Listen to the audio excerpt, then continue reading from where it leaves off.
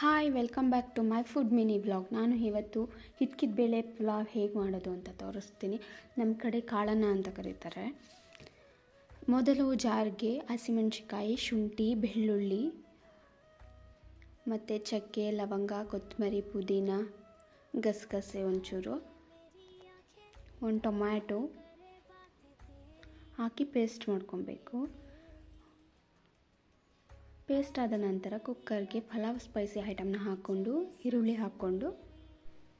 ಈರುಳ್ಳಿನ brown colour ಆಗೋವರೆಗೂ fry ಮಾಡ್ಕೊಬೇಕು. ಫ್ರೈ ಮಾಡ್ಕೊಂಡ್ಮೇಲೆ ಸ್ವಲ್ಪ ಕಸ್ತೂರಿ ಮೆಂತ್ಯನ ಹಾಕ್ಕೊಂಡು ಚೆನ್ನಾಗಿ 1 ನಿಮಿಷ ಫ್ರೈ ಮಾಡಿಕೊಂಡು ಟೊಮೆಟೊ ಹಾಕ್ಕೊಂಡು ಸಾಫ್ಟ್ ಆಗೋವರೆಗೂ ಬಾಡಿಸ್ಕೊಬೇಕು. ನಂತರ ಹಿತ್ಕಿದ ಬೇಳೆ ಇರುತ್ತಲ್ಲ ಅದನ್ನು ಹಾಕ್ಕೊಬೇಕು. ತೊಳೆದಿಟ್ಕೊಂಡಿದ್ದೀನಿ ನಾನಿಲ್ಲಿ.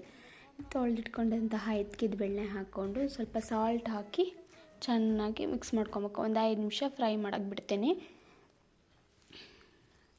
ಫ್ರೈ ಮಾಡಿದ ನಂತರ ಇಟ್ಕೊಂಡಿದ್ವಲ್ಲ ಮಸಾಲೆನ ಹಾಕ್ಕೊಂಡು ಹಸಿ ವಾಸನೆ ಹೋಗೋವರೆಗೂ ಚೆನ್ನಾಗಿ ಫ್ರೈ ಮಾಡ್ಕೊಬೇಕು. ನಂತರ 2 ಗ್ಲಾಸ್ ರೈಸ್ ತೊಗೊಂಡಿದ್ದೀನಿ. ರೈಸ್ ಜೊತೆ ಮಸಾಲೆ ಎಲ್ಲ ಮಿಕ್ಸ್ ಮಾಡಿ ಒಂದು 2 ಮಿನಿಟ್ ಬಿಟ್ಟು 2ರಷ್ಟು ನೀರು ಹಾಕ್ಕೊಂಡು ಕುದಿ ಬರೋಕ್ಕೆ ಬಿಡಬೇಕು. ಕುದಿ ಬಂದ ಮೇಲೆ ಸ್ವಲ್ಪ ರುಚಿ ನೋಡಿ ಸಾಲ್ಟ್ ಬೇಕಾದರೆ ಈ ಟೈಮಲ್ಲಿ ಸೇರಿಸ್ಕೊಬೋದು.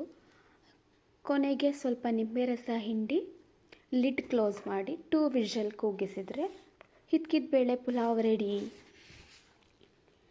Please follow, like, share, comment, subscribe. Thank you for watching. ಇದಾಗಿತ್ತು ಇವತ್ತಿನ ಹಿತ್ಕಿದ ಬೇಳೆ ಪಲಾವ್. ಇನ್ನೂ ಹೆಚ್ಚಿನ ವೀಡಿಯೋಗಾಗಿ ಸಬ್ಸ್ಕ್ರೈಬ್ ಮಾಡ್ಕೊಳ್ಳಿ.